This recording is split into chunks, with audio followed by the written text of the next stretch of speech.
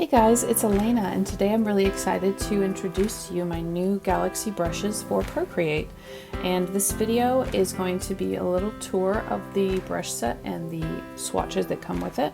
And it's for anyone who has purchased the brushes or is thinking about it. So let's just get started. So when you first download the brushes from Creative Market or Gumroad or anywhere else that I'm selling them, they will go into your iCloud Drive downloads folder. And you can access this with your Files app.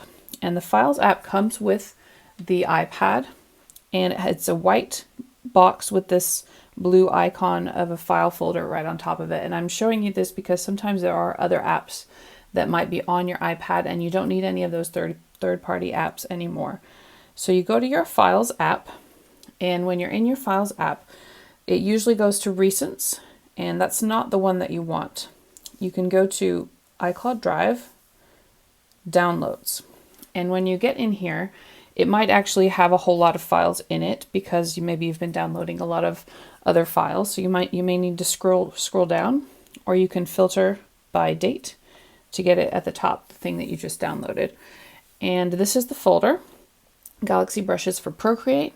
And in order to open the zip file inside of the Files app, all you have to do is tap on it, and then it will open up a new folder that you can tap on the new folder, and then you can go in and you can see all of your files in here. And there are two brush set files. There is the dynamic brushes and the stamps. And the stamps are just like a rubber stamp. You just tap the screen and it appears, and I'll show you that later.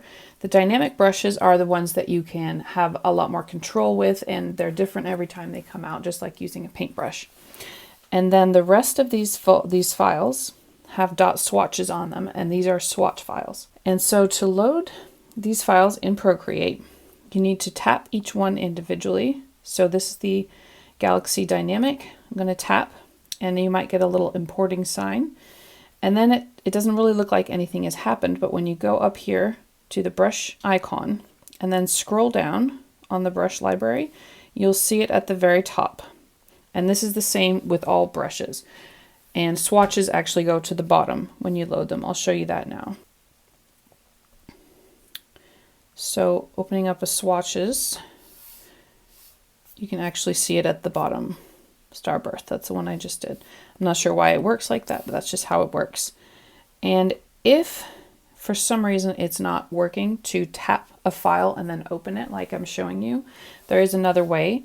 You can press select in the corner and then press select the item, share, and then in here you should have the Procreate icon. If you don't, you can scroll all the way to the right, more, and then you should have it in your apps list here. And once you do that, it's just the same thing, imports, and then it goes into your brush list. I wanted to go ahead and give you a little tour of the different brushes included, but first I want to let you know what some of the terminology that I'm using for naming the brushes is. So a lot of these brushes have the suffix CV on them, and that stands for color variation. And what it means is that this version of the brush, so we've got Dust Cloud and Dust Cloud CV, for instance, and the CV version has it comes out with a color variation. And actually, I'm just going to go to a different document so that I can show you. So I'll just show you what I mean with the CV. So we've got Patchy Dust Cloud here. I'm going to choose from the standard Galaxy palette, I'm just going to choose a teal color. If I have the CV version on, then you can see that it comes out with a lot of different variation in it, whereas the standard one is just turquoise with a tiny bit of variation, but not a lot. So that's what I mean by color variation. There's another word that I am using a lot in this, and the word is intense. And this basically just means that it's coming out very bright looking like this, so very intense. And all of the brushes have an intensity to them if you are using a lot of pressure and a lot of layers in the same layer without adding layers on top. So I'll show you what I mean. So this is the soft Dust Cloud CV. And as you add more on top, you can see that it gets lighter and lighter and more intense with the more layers on top. And all of the brushes do work like this.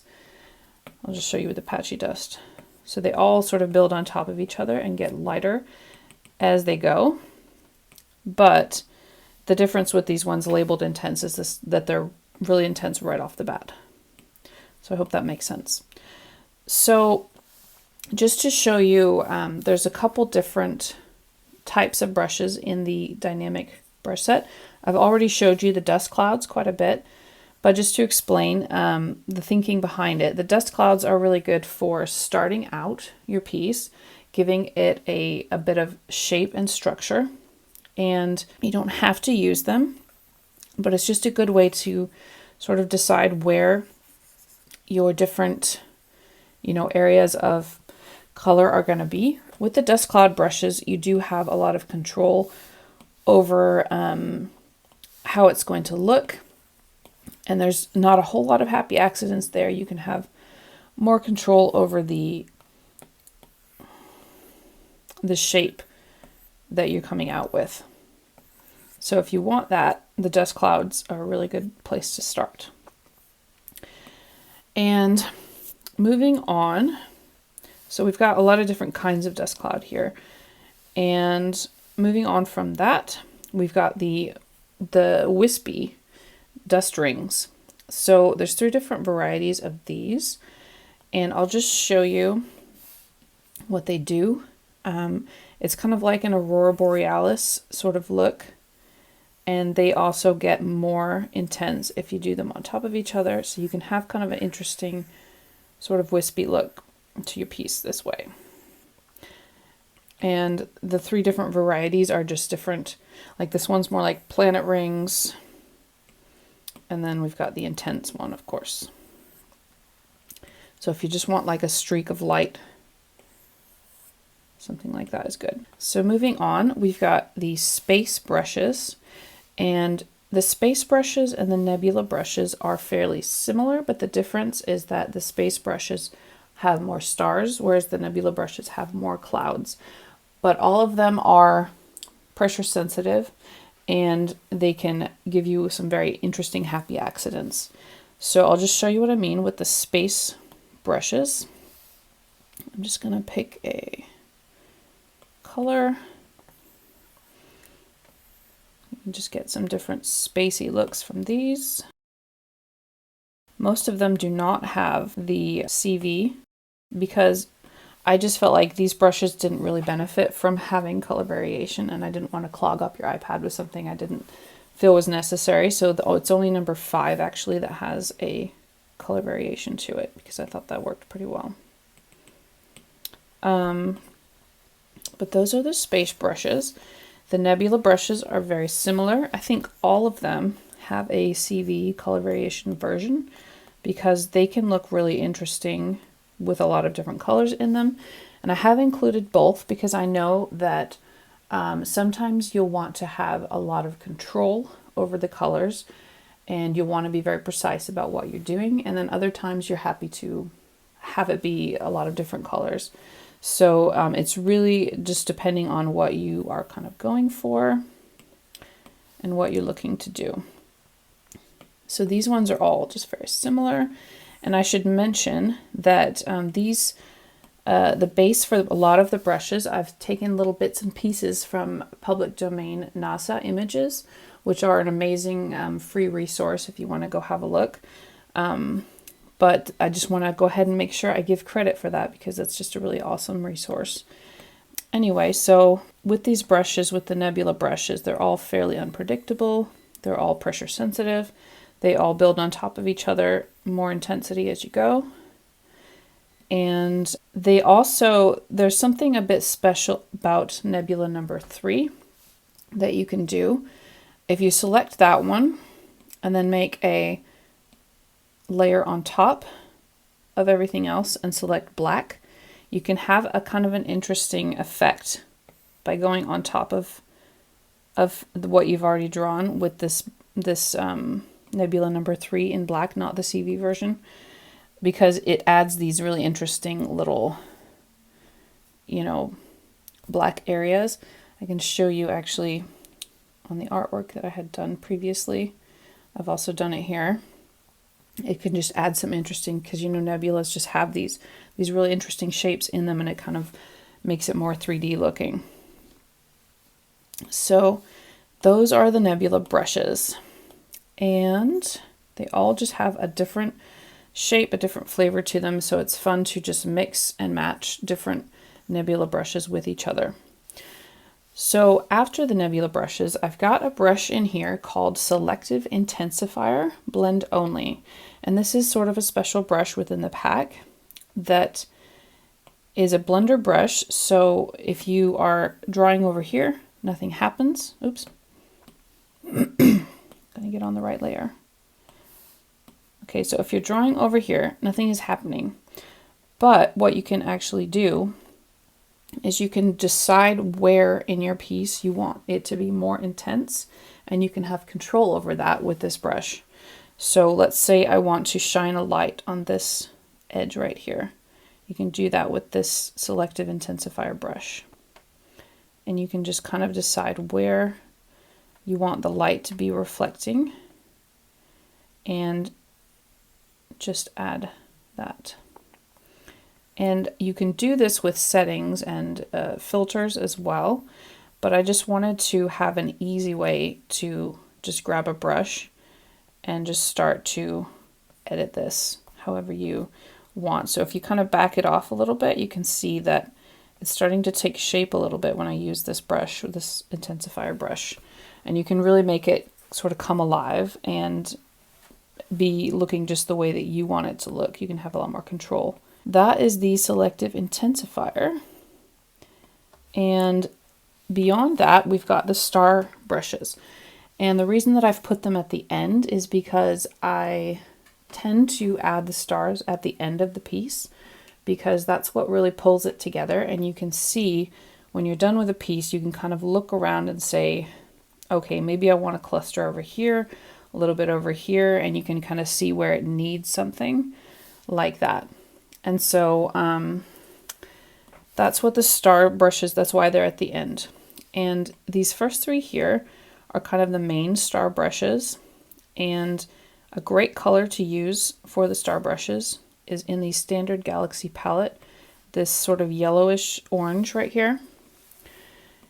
And you can use these to kind of just add the stars in here, and you change the size, of course. And the reason that these are not quite like typical scatter brushes, they don't just go everywhere.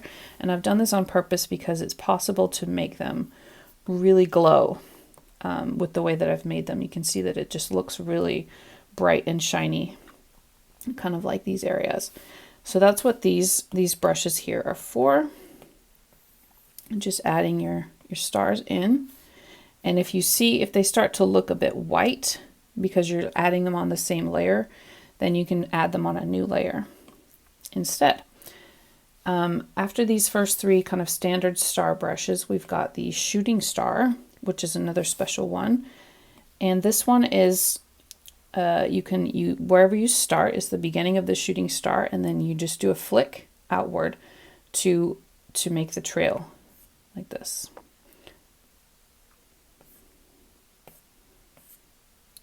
So that's a fun one as well. And beyond that, we've got some more stars. We've got the Stardust brushes, which are a little bit lighter than the stars. They don't sort of glow in the same way, so you can kind of add them strategically to just make things a bit more dense, like that. And then at the end, we've got the metallic stars. And if you're familiar with my alcohol ink brushes, I've got some glitter brushes, and these are kind of like glitter stars, basically. So with the metallic stars, it's always a good idea to add a new layer on top of everything else. And then you can kind of add some really metallic looking stars in here that are just kind of like star glitter, basically. These are just a lot of fun. Not the most realistic, but lots of fun. And so that's the end of the dynamic brush set. And I just want to show you the stamps as well. We have a lot of different kinds of stamps. We've got stars, which I'll tell you about. These three here are a bit special. I'll tell you about those in a minute. But in addition to those, we've got planets, we've got the moon phases, and even some of the other moons in the galaxy, in the solar system. We've got lots of different kinds of galaxies. And all of these brushes, except for the stars, which I'll tell you about in a minute, they are going to tilt with your pen. So my pen is tilting that way or that way, and the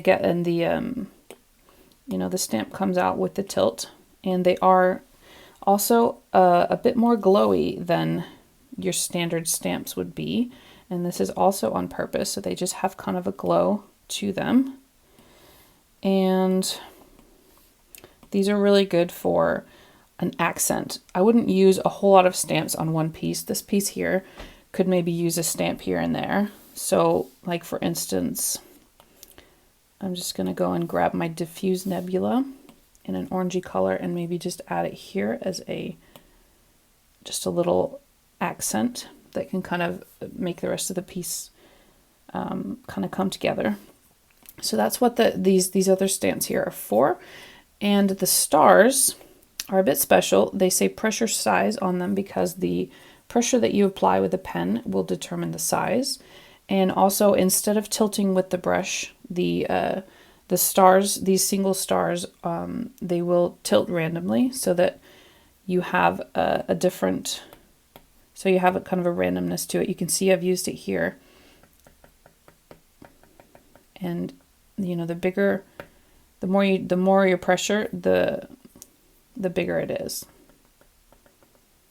So you can do, if you want to have a lot more control over your star clusters, you can do that.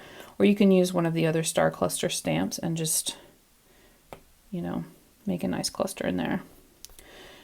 So that is pretty much the conclusion of this little tutorial. I hope that this was helpful to you, and obviously I will be doing lots of art tutorials as well, where we do a finished piece instead of just sort of experimenting.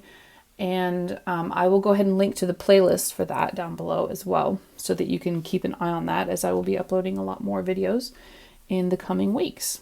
And let me know if you have any questions, and I'll be happy to help out. Thanks for watching.